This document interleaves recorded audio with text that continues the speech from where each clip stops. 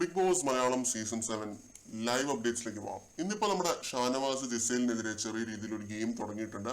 Gizele ഇന്നലെയോ മറ്റോ ഷാനവാസിനോട് പറഞ്ഞിരുന്നുവെന്ന് തലയിൽ കൂടി മുണ്ടിട്ട് പോകേണ്ടി വരും എന്നുള്ളൊരു കാര്യം.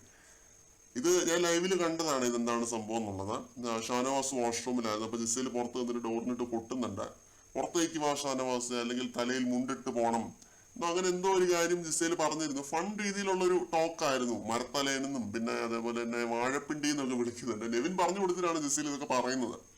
മലയാളത്തിൽ വലിയ അറിവില്ലല്ലോ. അപ്പോൾ BB അവാർഡ്സ് ഫംഗ്ഷന്റെ സമയത്തും ഷാനവാസിന് കിട്ടിയ ഒരു അവാർഡ് ഇതായിരുന്നല്ലോ, തലയിൽ മുണ്ടിട്ട് പോണം അവാർഡ്.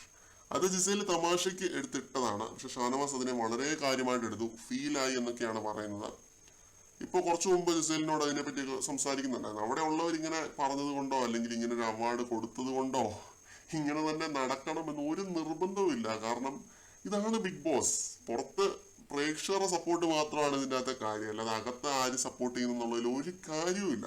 അതാണ് ഷാനവാസ് ആദ്യം മനസ്സിലാക്കേണ്ടത്. കളിക്കുന്ന ആ ഒരു ഗെയിമിൽ പൂർണ്ണമായും വിശ്വാസം അർപ്പിച്ച് കളിക്കുക, അത്രേ ഉള്ളൂ. കൊടുക്കാൻ പറ്റുന്നതിന്റെ മാക്സിമം കൊടുക്കുക. ഈ BB അവാർഡ് പരിപാടി തന്നെ വൻ കോമഡി ആയിരുന്നു. അപ്പൊ അതിനകത്ത് കോമഡി ആയിട്ട് ഷാനവാസിന് കിട്ടിയ ഒരു അവാർഡിന്റെ പേരും പറഞ്ഞ് ഇങ്ങനെ ഈ രീതിയിൽ ജിസേലിനോട് സംസാരിക്കുന്നത് പോലും വളരെ ബാലിഷ്യമാണെന്ന് എനിക്ക് പറയാനുള്ളൂ. കൂടുതൽ അപ്ഡേറ്റുകളുമായിട്ട് വീണ്ടും കാണാം.